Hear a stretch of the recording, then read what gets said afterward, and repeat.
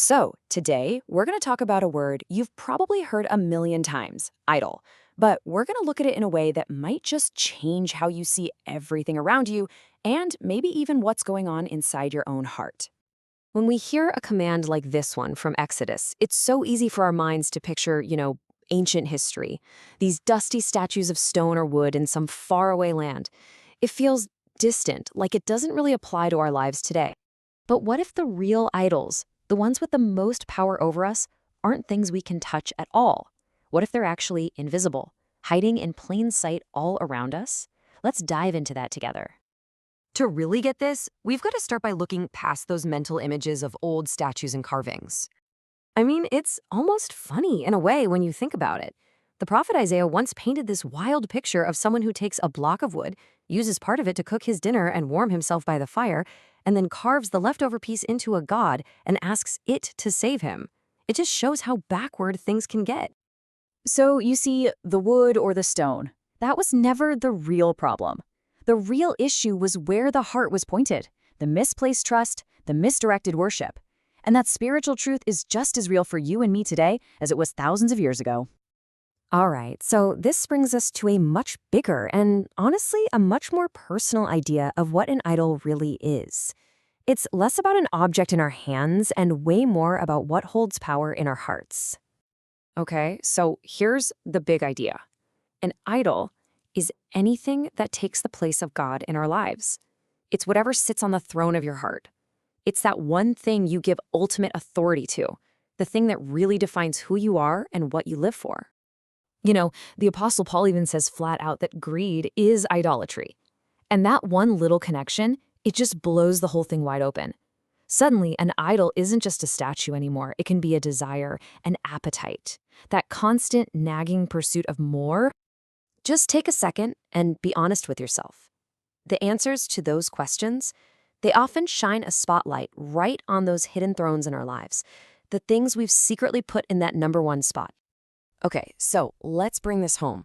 Let's talk about what this looks like in our world today, because these hidden idols, man, they are masters of disguise. Look at this list. We're talking about things like success, family, or even our health. Now, are these things bad? No way. They're often really good things, but they become idols the second they become ultimate things, when our entire hope, our security, our sense of self is completely wrapped up in them. I mean, think about success, right? We can spend our entire lives chasing after that next promotion, that next achievement, that recognition, thinking that that's the thing that's going to finally make us feel whole and valued. But then you read something like this from the book of James. You are a mist that appears for a little while and then vanishes. Whoa, that's a huge reality check, isn't it? It doesn't say our accomplishments don't matter, but it really forces us to ask, is this temporary thing what my entire life is built on? And maybe the trickiest, most powerful idol today is our own self. It's when our own feelings, our personal desires, our happiness becomes the absolute highest authority in our lives, the ultimate goal that we serve. This warning from thousands of years ago in Romans, it feels like it could have been written yesterday. It speaks directly to that tendency we all have to make ourselves the center of our own little universes, to basically be our own gods. All right, now this is where it gets really interesting because we're going to look at maybe the most subtle trap there is. How even really good things, things related to our faith, can become a place for idols to hide. Yeah, this can get super tricky because it happens when we start to love the gifts more than the giver. We start to worship the tools of faith instead of the God our faith is supposed to be pointing to. This chart just breaks it down perfectly. Think about it. Is a cross necklace a signpost that points to an incredible sacrifice, or has it become just a good luck charm? Is the Bible a source of life-changing truth, or a book of magic formulas to get what we want? The question we have to ask is, are these things windows we look through, or are they walls we just stop at? It's such a small shift, but it's a critical one. It's the difference between a real, living relationship and just going through religious motions. We can start trusting in our own performance, how often we pray or go to church, more than we trust in the one who actually hears us. There's this famous quote from John Calvin that just nails it. The human heart is a factory of idols. Man, that gets right to it, doesn't it? The source of the problem isn't something out there, it's right here, inside of us.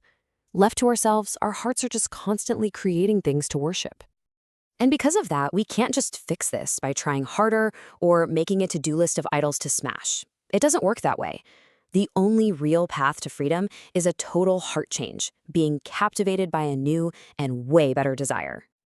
And that's the incredible promise we see in the Bible. It's not about us trying to clean out the throne room of our hearts with our own strength.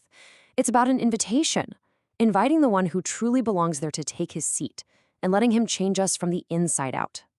So all of this, everything we've talked about, it really just brings us back to one simple but life-changing question. The throne in your heart has only one seat. So the question is, who or what is sitting on yours? That's really something to think about. Thanks so much for exploring this with me today.